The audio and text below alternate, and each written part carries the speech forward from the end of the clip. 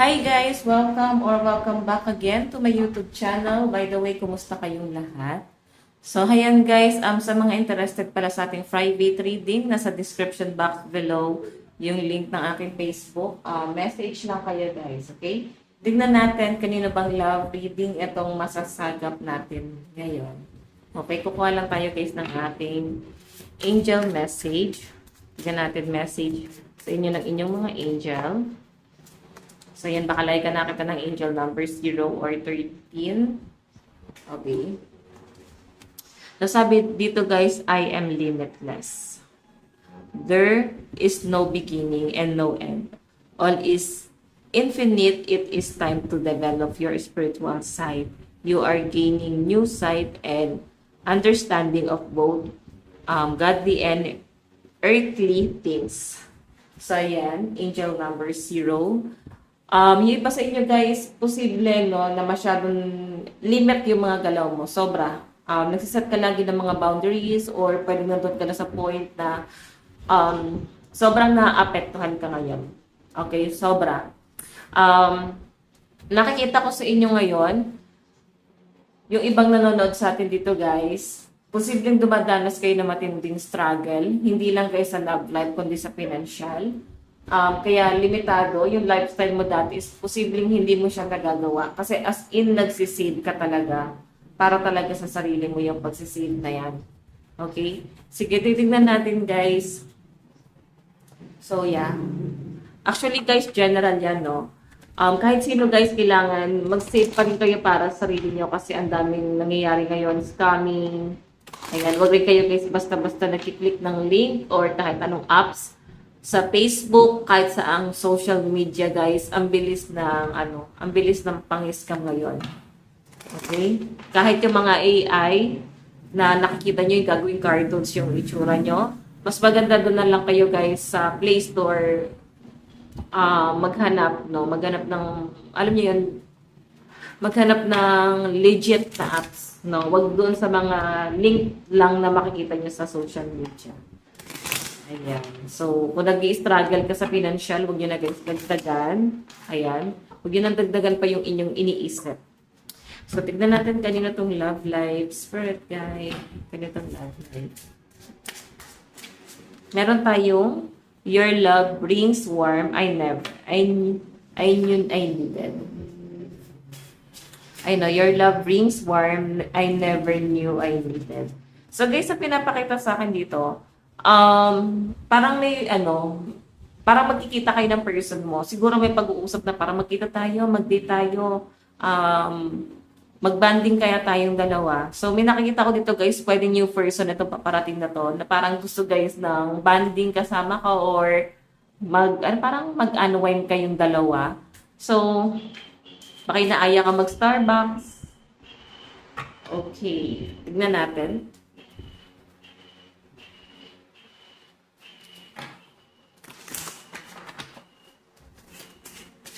Tingnan natin. Kanina itong love reading.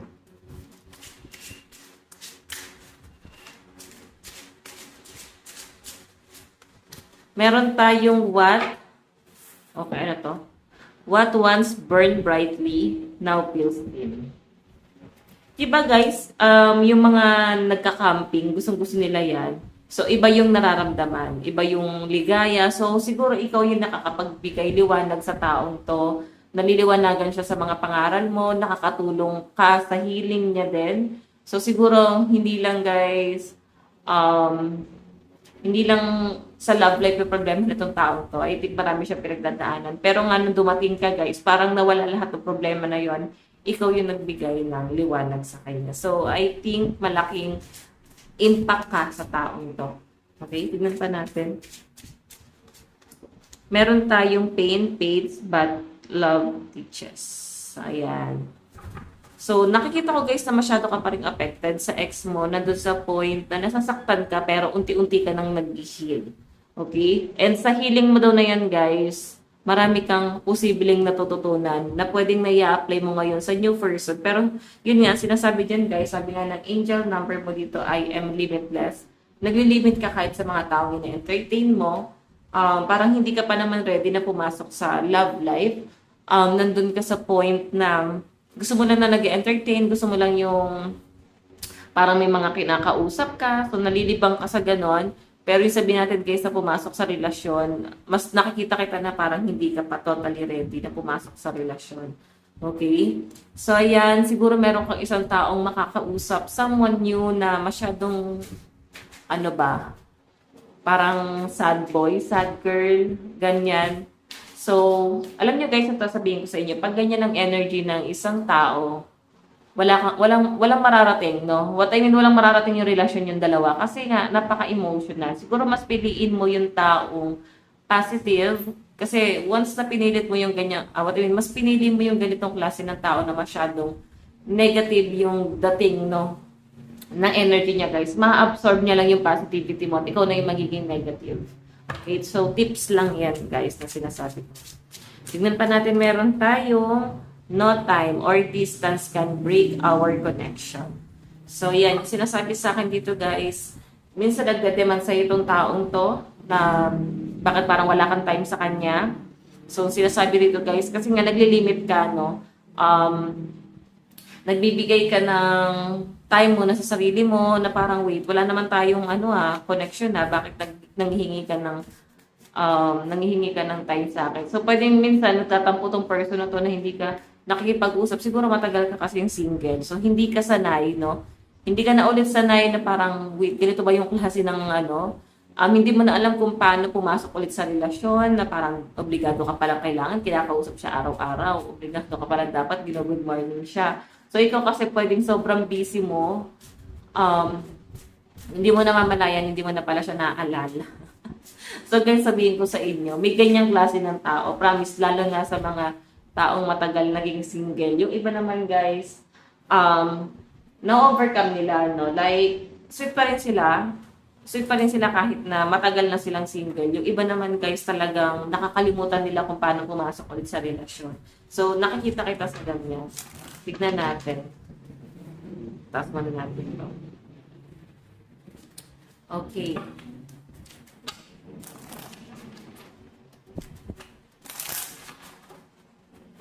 Tignan natin kanina itong love reading. Meron tayong communication. Ayan, no? Hugis talaga niyang butiki, no? Ano ba to? Iguana ba to? Yung nag-iiba-iba yung kulay. So, may nakikita ko dito, guys, communication. So, yan, since ang iguana nga is nagre-representa parang pabago-bago, no? So, ang nakikita ko rito, guys, nakikipag-communicate sa itong taong to, pero nakikita mo kung ano yung magiging impact niyang dalawa or ano yung intention niya sa inyo. Nandun sa point na yung person na yan, pwedeng sa umpisa lang ganito, no? Napipil mo parang baka sa umpisa lang to, kaya intention nito, mabuti kaya, masama kaya maging intention nito. So, nandun ka sa point na yan. Tignan natin. Meron tayong the tower. So, okay. So, may pag-iwas ka kaagad kasi nararamdaman mo masyadong negative. Parang feeling mo wala kang mapapalang energy sa taong to. So, mag-i-invest ka lang ng energy, time. So, nakikita ko guys yung parang ghosting or i-end mo yung connection mo sa taong to. Meron kasing communication dito pero yung araw-araw na pakikipag-communicate niya sa inyo guys, yung pagiging sad boy or sad girl niya, nabibigyan mo ng meaning, no? For example, wala nga ako kinakain dito sobrang kawawa ko. Ganon, ang dami niyang paawa guys. So ikaw, iniisip mo na parang wait, pinagpalahan ba ako nito or may mga panggagamit? So guys yan, ingat-ingat kayo sa mga kanyang taktika, no? Promise, nagpapaawa lang yan para magamit kayo. Kung meron ka mang pera na nasabi sa kanya, is baka perahan ka niyan. So, sinasabi dito guys, is possible na i-end mo na. Ayan. Or mas maganda na i-end mo na. Kasi, kagaya ng sabi ko guys, uso yung scamming ngayon. Kahit yung sa love life is may pang-scam, no? Love scamming ba tawag sa ganon? So, kung meron ka makakausap na hindi mo pa nakakita totally, tapos may nagdedemand na ng pera. Tignan natin guys, meron tayong 4 of Pentacles. So alam nyo guys, mas pinagpo-focus ka ng card mo sa pera. Parang itong mundo mo yung pagtuunan mo ng pansin. So, malakas kasi yung fire sign ni Aries, Leo, Sagittarius, Capricorn, Taurus, and Virgo. So, parang sinasabi na mas mag-focus ka muna sa pera mo kasi ito yung mas importante. And ang dami rin guys humihingi ng tulong sa inyo, ha? Okay, mapipil mo na parang masyado kang tinitake advantage. Parang hirap naman maging single. Parang ganyan. Single na kahit pa paano isa focus sa kanilang hanap buhay. Ang daming taong pwedeng gumamit talaga sa inyo. So, ingat na lang guys, okay? Tignan pa natin, meron tayo Page of Swords. May someone talaga dito guys na nagpupumilit, no? Maiirita ka sa energy na tong taon to kasi masyado siyang mapilit. Masyado siyang makulit, no? And ang malinaw guys na pinapakita sa akin, parang maririndi ka talaga sa energy niya. Parang wait, hindi na ata tama yung ginagawa niya tong taong to. Hindi na tama yung pagpapansin na ginagawa niya. So, tignan natin guys. Okay, tignan pa natin. Additional message. Meron tayong let me go. So, ayan, ikaw to. You deserve all the good things in this world and right now, I am not in the space to give you the types of connection you deserve. Live your life and let me go. So, yun. Kasi parang nawalan ka talaga ng amor sa taong yan. Parang gusto mong, umalis or bigla na lang maglaho. So, parang ghosting na yung nakikita ko rito. Kasi nga, yung, yung attitude niya, sabihin natin mabait naman, pero ayaw mo ng ganyan, sobrang nakakaawa naman. Di ba? Parang grabe yung pagpapaawa na gagawin ng taong to. So, alam niyo guys, posibleng ginagawa niya nga yan para makuha niya yung loob mo. And kung ano pa yung pwede niyang makuha sa inyo.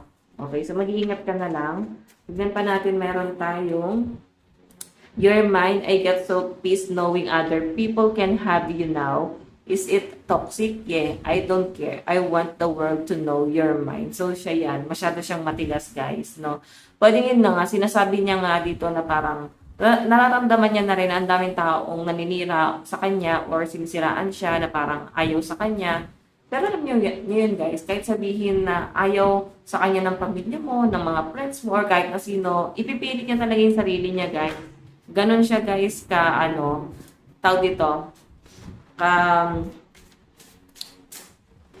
hindi ko alam yung tawag doon, no? Ganon siya parang kadesidido, pero may ibang term akong naiisip, hindi yun eh. Oo. So, tignan pa natin.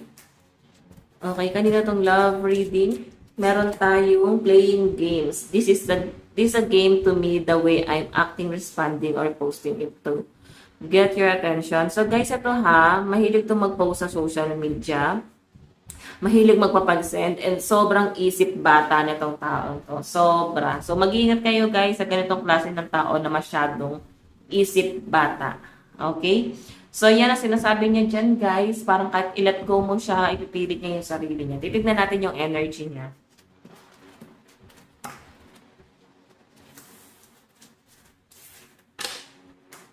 Okay. Energy ni person. Ano yung nararamdaman niya sa inyo? Nararamdaman sa inyo na itong taong ito. You're my favorite. You're the person I want to call when something good or bad happens. The first thought when I have news to share, you're my first son. So, yan. So, alam niya guys, siguro natutuwa din siya sa thinking na nakakausap ka niya, nakakapagbigay ka ng good vibes sa kanya. Pero guys, parang nawawalan ka lang talaga ng amor or talagang nawalan ka talaga ng amor. Nasasora ka na lang sa kanya. Ano ba sa words yun? Kasi sa Bulacan Sora, parang nakakainis, no? So, parang nakakainis yung energy na nasasagap sa taong to. Parang, alam niyo yun, gusto niyo lang guys dumikit sa inyo kasi wala naman siyang kahit na pwedeng wala naman siya maiaambag sa inyo. Literal, no? Sa emosyon, guys, kunin niya lang yung positive energy mo. So, ako na nagsasabi sa inyo, guys, napaka-toxic nitong taong to. Okay? So, new person to, guys, na toxic yung energy. Pwede matagal mo nang kilala yung taong yan na parang hirap niyang isettle, no? Parang ang hirap ayusin ng mindset na tong taong to. Tignan natin ano naman yung tingin sa inyo tong taong to. Ghosted. Ayan, no? Sabi ko sa inyo Ghosted. I'm sorry I disappeared. I need to get away and clear my head. Ikaw to. Tingin niya sa inyo, guys. Ayan, ginose mo siya. Literal na. Okay? Literal na talagang tinalikuran mo.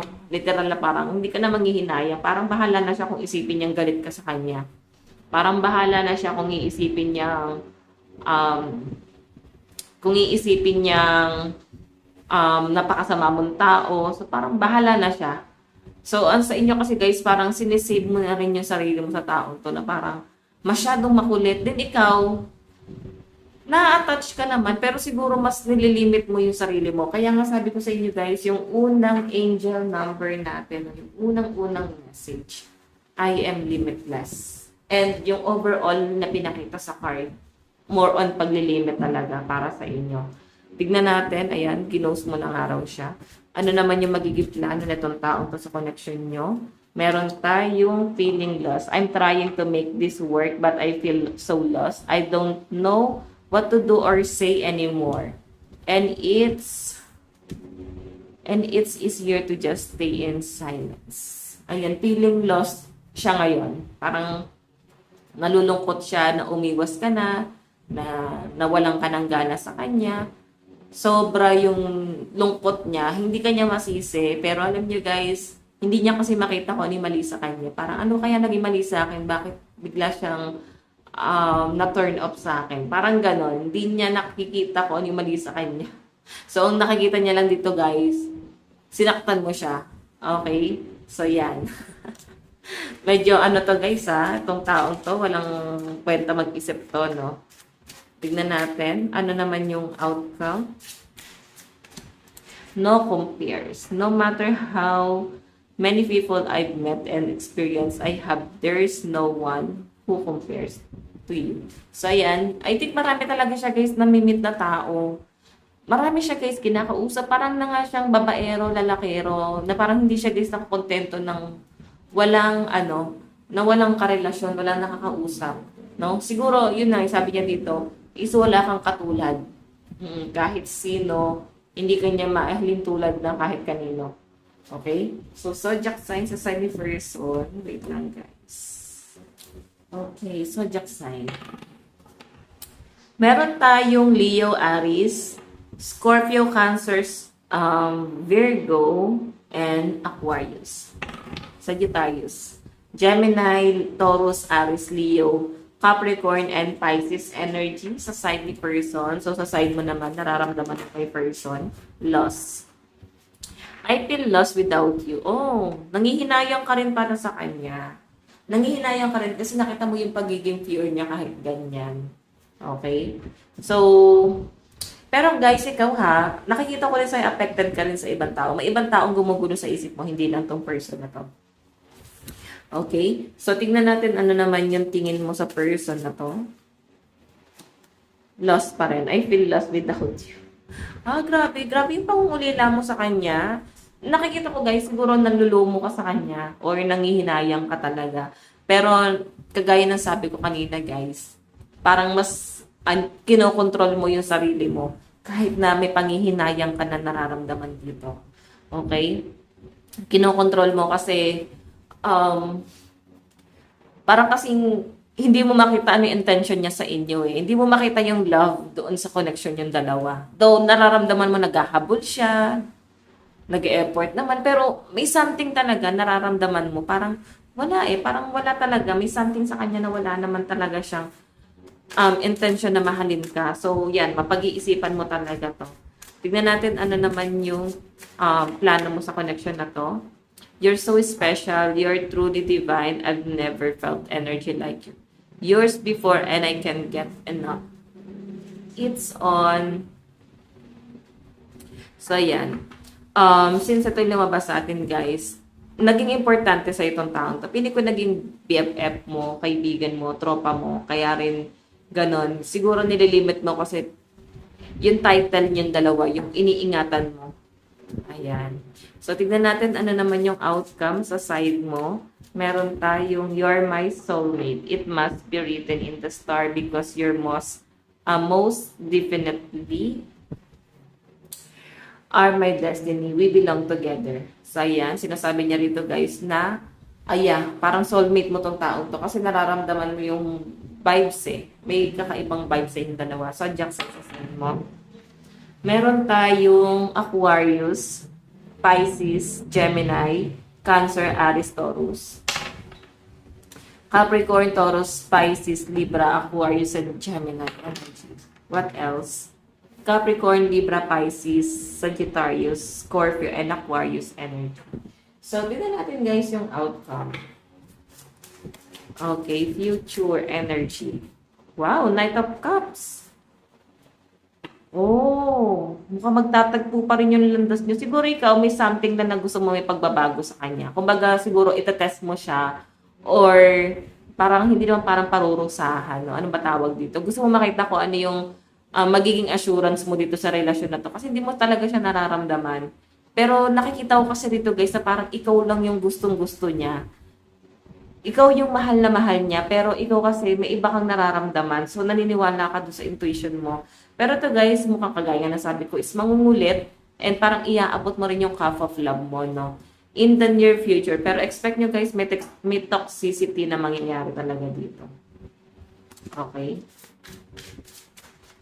Meron tayong, ayan, may panghihinayang ka din, no? Kumbaga, nilet go mo na tong taong to, pero kalaunan parang marirealize mo na, alam mo yung parang buo na yung loob mo na iwan siya, talikuran siya. Kasi talagang nato-turn off ka. Pero kalaunan guys, parang kang na ano, na tawag dito, nagayuma, ba't parang hinahanap-hanap mo siya?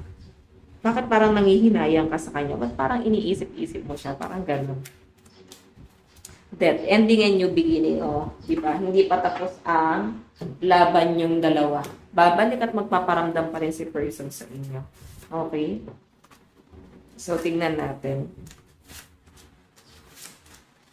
Message ni person. Meron tayong, you light up my world. I dream about you at night. Like ang iniisip, guys. I miss you but I don't have time right now. So, ayun. Nagpapaka-busy na lang din siya. Oo, para hindi kanya masyadong ma-miss. So, yan guys. Ito lang po ang inyong daily love reading. Bukas po lahat. God bless and love you all. Bye-bye.